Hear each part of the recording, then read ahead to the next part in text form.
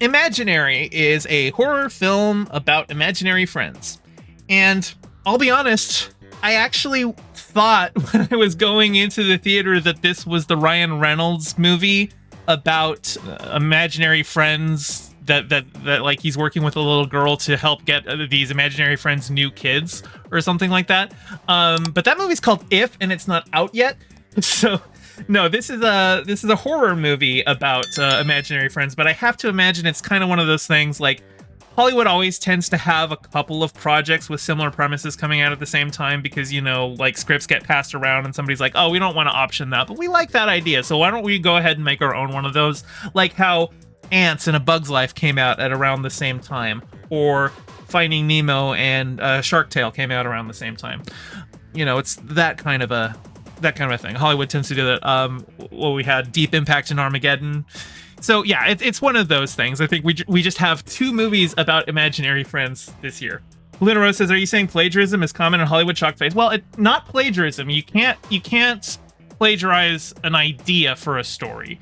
There's really only 7 basic story types, really. So ultimately, everything is going to be similar, and you also can't like copyright the idea of an imaginary friend, right? But anyway, this is a film about an imaginary friend that turns evil and is like looks like a big scary monster bear sometimes. And the film is kind of like it's a low budget. I think it had a budget of like $10 million or something like that, and it's really hampered by its PG-13 rating. It feels really paint by numbers, and because it's PG-13, they really had to like scale back on the horror. There's a moment where they like cross through the blue door into the imaginary friends realm, and it ends up looking kind of like a knockoff of like a 1980s Tim Burton set, where it's just like a whole bunch of like twisting corridors with like weird non-Euclidean geometries and stuff like that. That I thought that could have been done more creatively than it was. Basically, all the doors just kind of lead to like memories and stuff like that. The film, I think, had promise, but I think it needed a little bit more time in the cooker.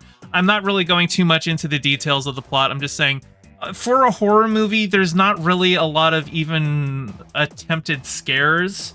It kind of just slowly builds up like a creepy premise, but then we just kind of go into like a fantasy setting at the end of it. It really wasn't the kind of horror film that I had been expecting it to be. It's got a lot of stock characters in it.